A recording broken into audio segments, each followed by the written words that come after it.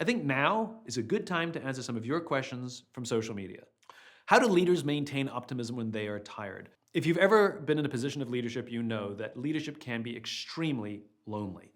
Sometimes it's hard to relate to folks on your team, and you definitely can't just come to work or show up on your team and just start crying and venting. It just won't work. And so it can be kind of isolating. So one of the most important things any effective leader has to do is maintain their close friendships. You have to have people that you can go to vent, to cry, to let it all out, where it's a safe environment where you're not giving instructions or telling people this is the end of the organization, but rather you just need to get it all out of you. Have those cathartic experiences. In fact, I take it super seriously. I have a rule with my friends that there's no crying alone. And so if any one of us is ever completely overwhelmed, we call each other and say, do you have a minute? I just need to vent, or I just need to cry, or I just need to get this out. And amazingly, that gets us right back on the path of optimism. So, how do leaders maintain their ability to stay optimistic in the hardest of times? Maintain your personal relationships. Your friends will always be there for you. So here's a question that came in from online. How do you as an employer signal to employees to maintain an infinite mindset? And if you're looking for a job, how do you tell if an employer has an infinite mindset?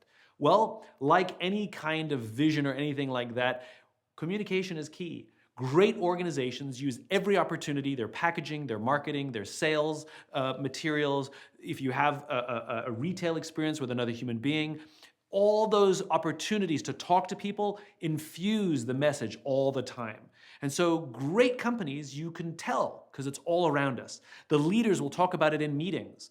I bring up our infinite mindset and our vision all the time in all of our meetings. I never assume that everybody knows it. So the easiest way to signal to people is to constantly talk about it. And if you're looking for a job and you want to work for an infinite-minded company, go look at the things that their executives have said in the press. Go look at the way they write about themselves on their website. Go look at their marketing. Go look at their advertising. And you should be able to form a picture if they have a long-term view of the world or not. And I can give you an amazing example of that. When I wrote Start With Why all those years ago, I had this whole theory about Apple and how they saw the world and how Steve Jobs saw the world.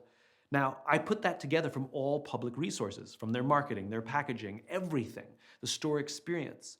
Because when I tried to interview Steve Jobs, just by bad luck, my publisher had published an unauthorized biography of Steve Jobs a year or two before, and so Apple basically blacklisted anybody that came out of that publisher. The mere fact that I was associated with them, they wouldn't talk to me.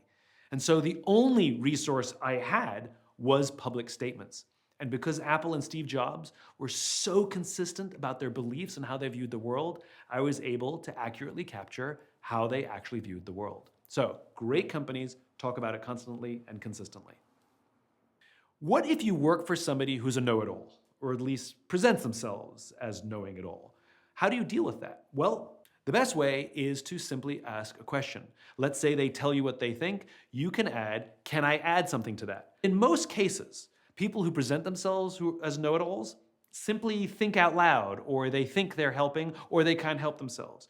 So by you asking, can I add something to that, you'll probably find that many of them will be very welcoming of your ideas. And that way you get to contribute and not feel steamrolled. So I got this question recently, what is symbolic about the color orange? And if you know my work from over the years, you'll always notice that there's always a little bit of orange somewhere on my person. Well, the reason is simple. They're reminders. I am human, and sometimes I forget my own cause, I forget my own why, I forget why I'm doing this, I get sucked into the details of the daily grind, and by looking at the color orange, it reminds me to be bright and optimistic. And so it's a symbol of my cause, it's a symbol of what I believe, and it serves as a little bit of a reminder to me as well.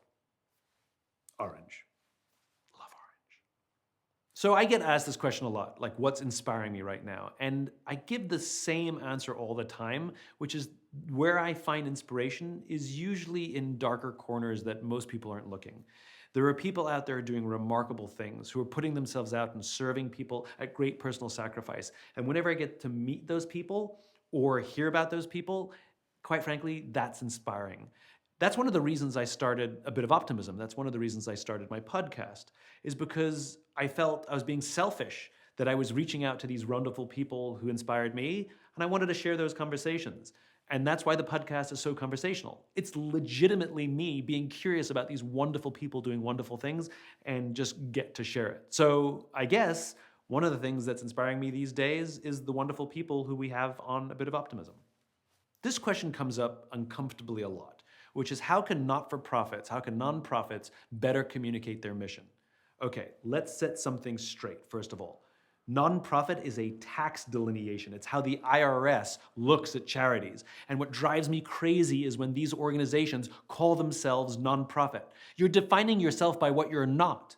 You just define profit differently. For example, you may not be doing it for the money, but you're doing it for something. If your mission is to rescue kittens from trees, then I hope you rescue more kittens this month than last month. That's your profit. You're doing more of the thing you said you're going to do. Not-for-profit organizations need to call themselves for-impact organizations. It's better to be for something. And that's one of the best ways to communicate. Talk about what you're for, not what you're against.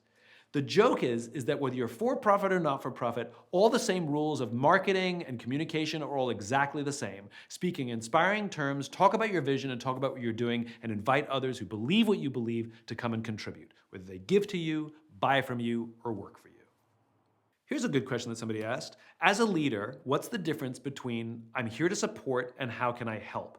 Now, I don't usually like going down semantic boulevards and talking about and parsing out the difference between, these two words as I view them. I think it all is based on the relationship, quite frankly. If somebody you get along with and trust says, how can I help or how can I support, you're gonna receive it the same way. And somebody you don't really trust says it, it's gonna be disingenuous. Now, one of the things I do like to do is I like to use the word what when it comes to support. Instead of how can I support, tell me what I can do to support you. Tell me what I can do to help you. In other words, I make it that it's a yes or no answer, like I make it that there's something specific as opposed to asking how can I help, which is usually a bit flowery and people don't know how to answer that one. So even when I call my friends, for example, I never say, I'll be there if you need me. I always say, I'll be there when you need me. Weirdly enough, those little changes in language make it more immediate and make it more real. Here's a good question.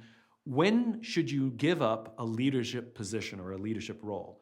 Now, leadership comes at great personal sacrifice. That's part of the deal of being a leader. It's hard, it's sometimes thankless, and the reason we do it is because we believe in the cause and we have these little glimmers that make all of that worth it. Now, the problem is if it gets to the point where you don't feel it's worth it, or you don't feel that you can contribute, then yes, sometimes it is good to step aside from being the leader and maybe let somebody else stand in. Or if you need to take a leave of absence from that role, that works too.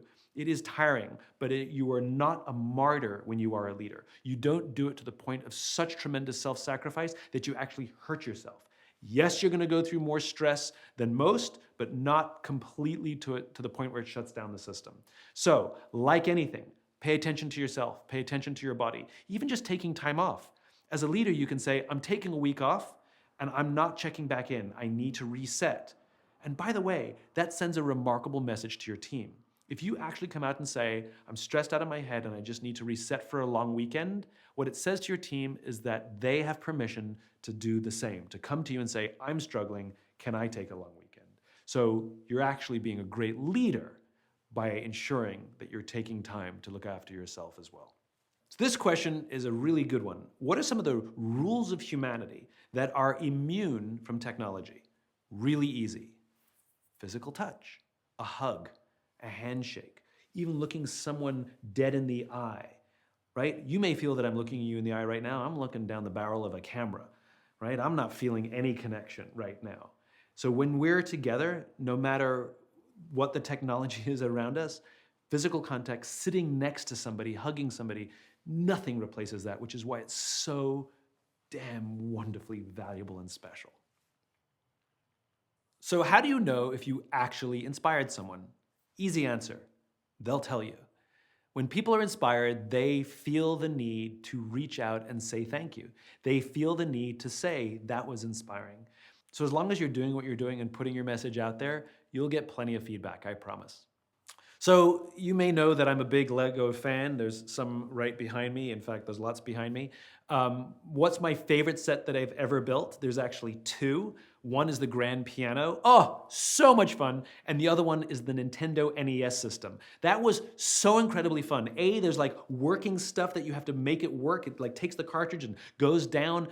It's so fantastic, and it wasn't monotonous. I find the ones that repeat a little bit monotonous.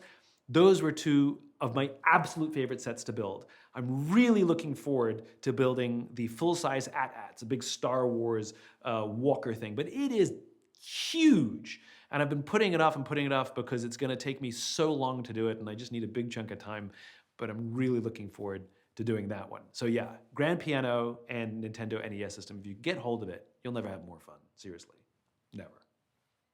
The leaders that have inspired me the most are people, quite frankly, that I've written about. I got to meet them, I wrote about them, and some of them I became friends with. I've written about Bob Chapman. I've written about Johnny Bravo. I've written about Ron Bruder.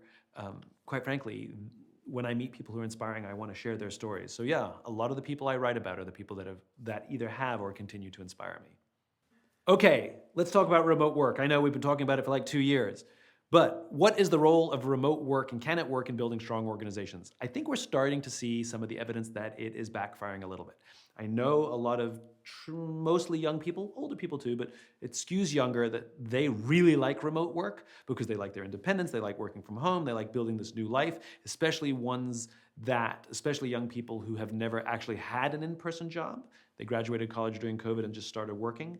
But the reality is it's starting to have a negative impact. We're starting to see disconnection. We're starting to see people feeling lonely. We're starting to see problems in innovation and idea generation. And quite frankly, there's no better way to communicate with fellow team members and create an esprit de corps than in person, looking somebody eye to eye. So I think the time of 100% remote work, it's not here to stay. I think at the very minimum, you're going to see where there are remote companies where they're going to have business trips, off-sites, visiting each other. That kind of thing is healthier. But yeah, we're human beings. We want to be around with human beings, and for us to be productive and trusting, we need to form relationships, and the best relationships are formed in person.